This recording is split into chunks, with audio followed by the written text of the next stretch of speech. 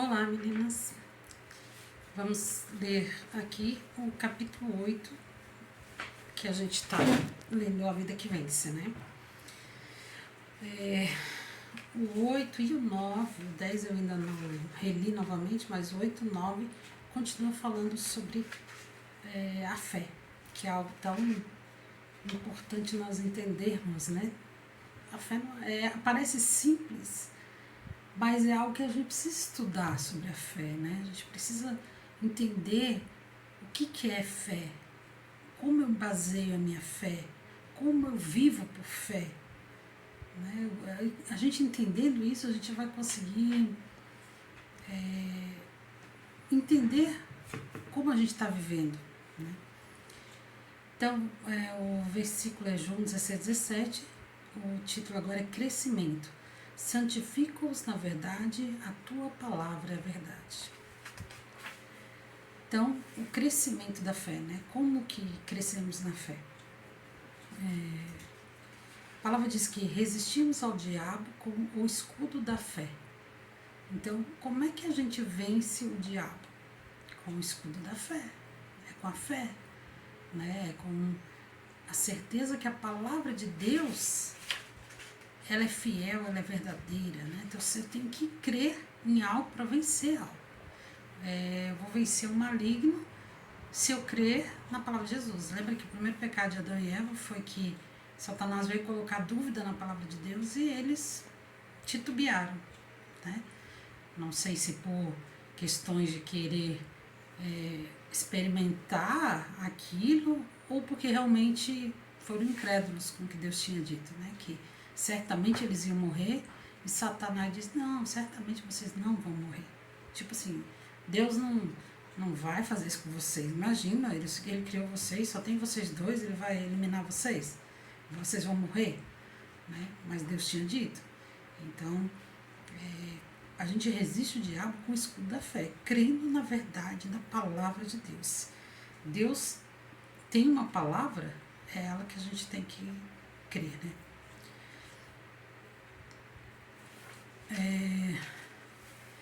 Existem dois tipos de tentações na vida de um cristão, né? Aquela tentação que ela vem devagarinho, persistentemente acontecendo, né? E de repente a gente se vê, a gente sabe que está sendo tentado naquela situação, mas é uma coisa leve, que vem aos poucos. E existe a tentação momentânea, né? Que ela chegou, não adianta, não foi uma coisa que você previu, você não percebeu, ela veio, né?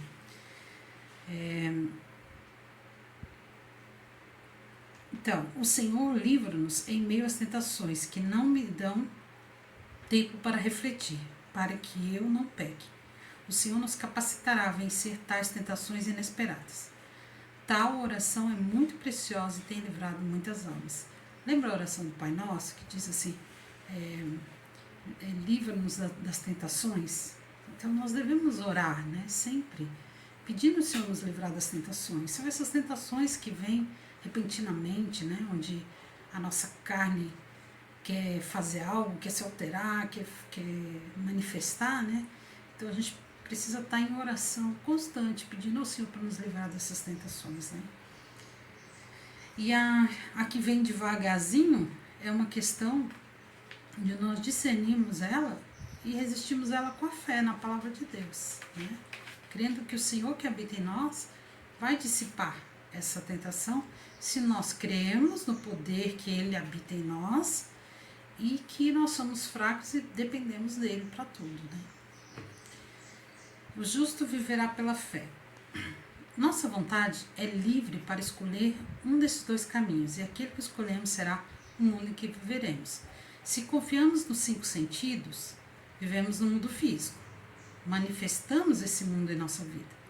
Mas se pela fé vivemos no mundo espiritual, expressaremos em nossa vida o mundo espiritual. Lembra que nós falamos que a fé é o sentido espiritual. Nós no físico temos paladar, olfato. A fé é um dos sentidos espirituais, né? A forma de nós tocarmos as realidades espirituais através da fé, né? Então a gente escolhe em qual caminho a gente quer andar, né? Se inclinando para a carne e aí colhendo, né, desses sentidos carnais ou se inclinando para o espírito, colhendo de uma vida espiritual em fé. Né? Em outras palavras, quando somos governados pela nossa mente, nossos sentimentos e nossa própria vontade, imediatamente passamos a viver em Adão. Mas se vivemos pela fé, viveremos em Cristo. E quando vivemos em Cristo, tudo que está nele torna-se a nossa experiência. A Bíblia não ensina a doutrina da erradicação do pecado. No entanto, de acordo com a obra, a provisão e o comando de Deus, crente nenhum precisaria ficar pecando. Restauração imediata pelo sangue. Ao atravessar o limiar da vitória, entretanto, nossa vida tornou-se uma vida vitoriosa. De fato, falhamos algumas vezes hoje e, no entanto, somos sempre vitoriosos. Anteriormente, havia mais derrotas e poucas vitórias. Agora há menos derrotas e mais vitórias. Aquilo que a gente falou, né? Conforme a gente vai exercitando a fé, a gente vai crescendo na fé. E a gente vai tendo mais vitórias e menos derrotas, né?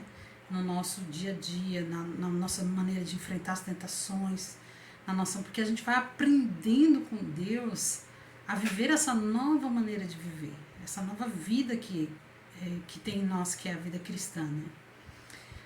Antes da vitória, ficávamos perplexos após falharmos, porque não sabíamos como seríamos restaurados. A comunhão e a luz de Deus. Era como se tivéssemos que escalar 1000 degraus, o que era mais do que conseguiríamos fazer. Após a vitória, entretanto, podemos ser restaurados poucos segundos após a derrota, pois imediatamente confessamos o nosso pecado e instantaneamente ficamos limpos pelo precioso sangue. Anteriormente, quando a gente errava, pecava, a gente ficava se lamuriando, porque eu não consigo, e aí a gente fica assim naquela mesmice, né?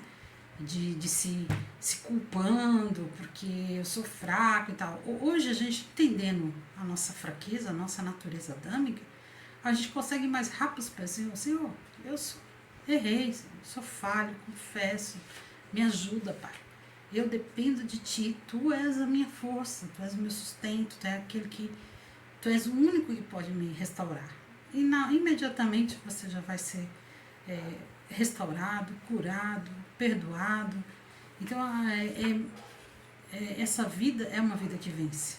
Não quer dizer que eu nunca mais vou errar, que eu nunca mais vou pecar, que eu não vou cair em mais nada.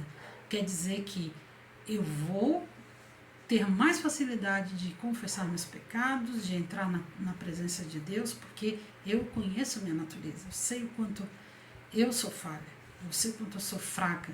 Então eu busco rapidamente a presença de Cristo. Agora, quando a gente às vezes está na carne, a gente fica achando que a gente vai dar um jeitinho, né? A gente quer ir lá buscar uma folhinha para tampar o nosso pecado, a gente fica arrumando outros meios ao invés de confessar. Qual é o remédio de Deus para o pecado?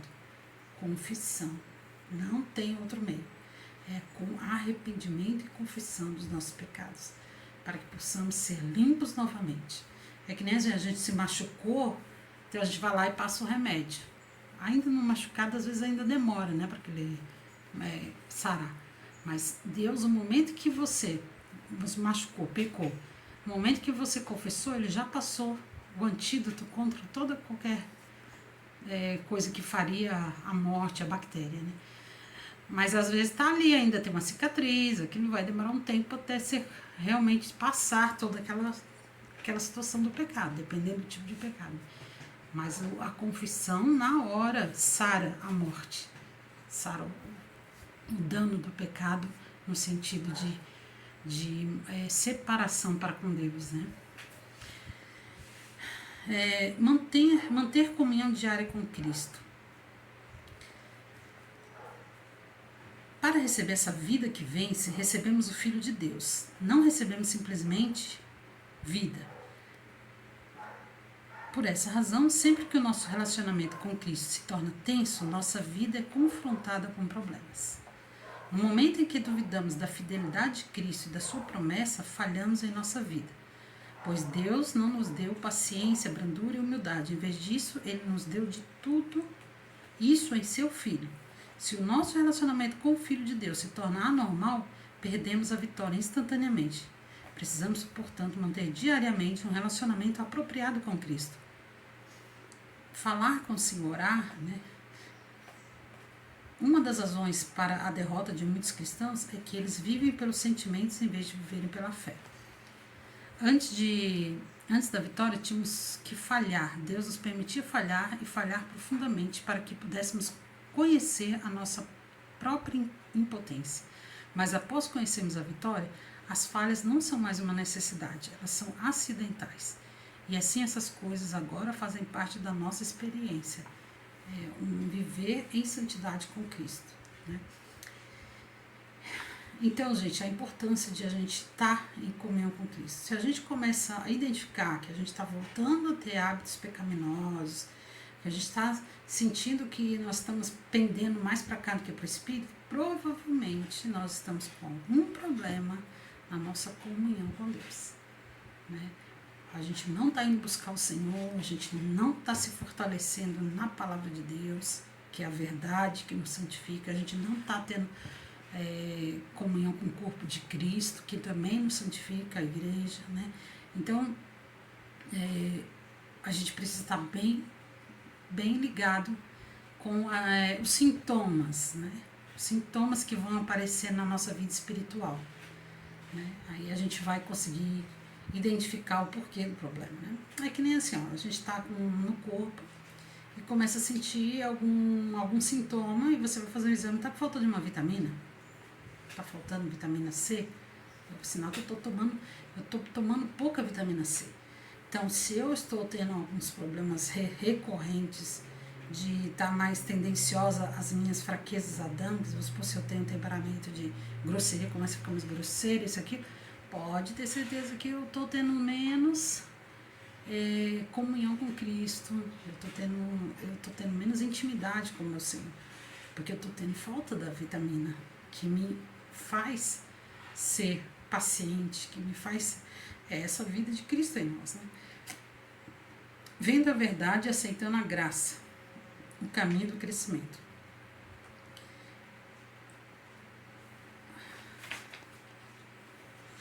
Vamos ler dia a dia a palavra de Deus, cuidadosamente, para que possamos conhecer o que é pecaminoso.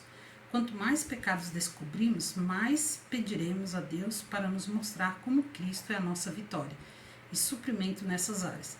Portanto, a luz da verdade é absolutamente essencial para o nosso crescimento, pois a luz da verdade irá expor nossas muitas faltas e nossa inutilidade. Então, gente, a palavra de Deus, ela é viva, eficaz e mais penetrante do que uma espada de 2 gumes, apta para dividir alma e espírito.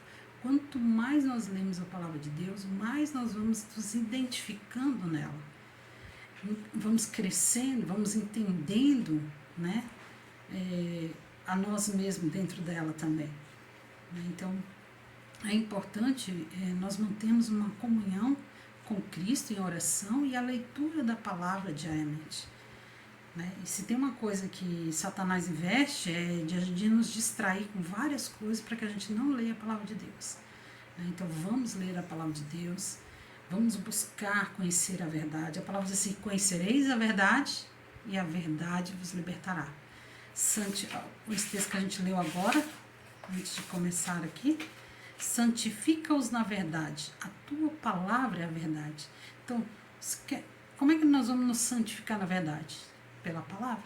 A tua palavra é a verdade. Então, quanto mais nós conhecemos a palavra, mais a gente vai vendo coisas que Deus quer nos libertar, porque Deus não vai tratar tudo de uma vez só, né? Ele é cavalheiro, ele é um pai amado, né? Então ele vai tratar uma área de cada vez na nossa vida. Às vezes a gente pode pecar várias vezes numa coisa e não está se apercebendo, nem as pessoas às vezes, mas para Deus aquilo não agrada a Deus. Só que às vezes não é o momento que ele vai tocar nisso na nossa vida, porque ele já está tratando uma outra situação, então ele vai esperar o momento correto, mas ele vai trazer essa santificação pela verdade. 2 Pedro 3 diz: crescei na graça e no conhecimento de nosso Senhor e Salvador Jesus Cristo. Este é o único lugar em toda a Bíblia onde é mencionado o crescimento. É um crescimento na graça, né? O crente não cresce para a graça, para obter a graça ou para a graça, mas ele cresce na graça de Deus. À medida em que nossa necessidade aumenta, precisamos que Deus faça mais por nós. Tal é a relação entre graça e verdade. A verdade revela nossas falhas e a graça supre as nossas necessidades. A verdade mostra onde estamos em falta e a graça cobre a falta. Aleluia, Deus não é somente a verdade, Ele é também a graça. Algumas vezes precisamos de apenas 1 minuto para resolver o problema, outras vezes serão necessários vários dias. Então, há alguns tipos de pecados, algumas situações que a gente passa na nossa vida que a gente consegue enfrentar tranquilo já imediatamente, né? Já outras que às vezes envolvem questões mais profundas, que vai ser necessário algum tempo que Deus vai estar tratando aquilo, né? Então a gente tem que também ter paciência conosco mesmo, né? Às vezes a gente quer tudo imediato, nós somos imediatistas, Deus não é, né? Deus não é imediatista. Se Ele fosse, nosso mundo já estaria destruído, né?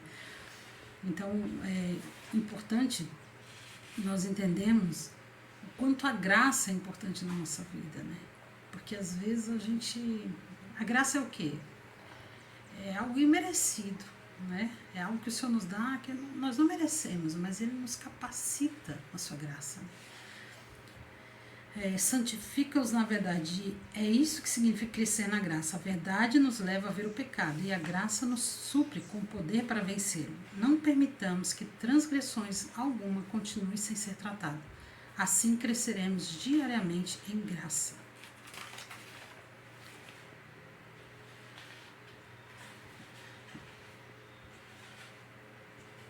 Porque todos temos recebido da sua plenitude e graça sobre graça. Receberemos uma vez e outra da sua graça.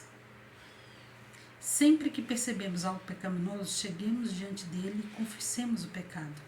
Mas, ao mesmo tempo, confessemos também que o Senhor vive em nós. Isso será crescimento em nossa vida. Então, confessar o pecado e receber a graça de Deus, né? Novamente. Eu sempre, alguns momentos da vida da gente, algumas pessoas perguntam: oi, tudo bem? Como você está?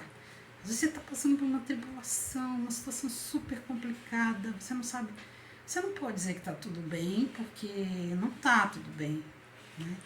Mas ou você pode dizer, está tudo bem em Cristo Jesus, né? Porque nele está tudo bem, né? Mas eu costumo responder assim: eu estou na graça de Deus, glórias a Ele, né? Porque se você está na graça, Ele diz: a minha graça te basta e mais nada. Às vezes as questões corriqueiras, circunstanciais, são mais nada, né?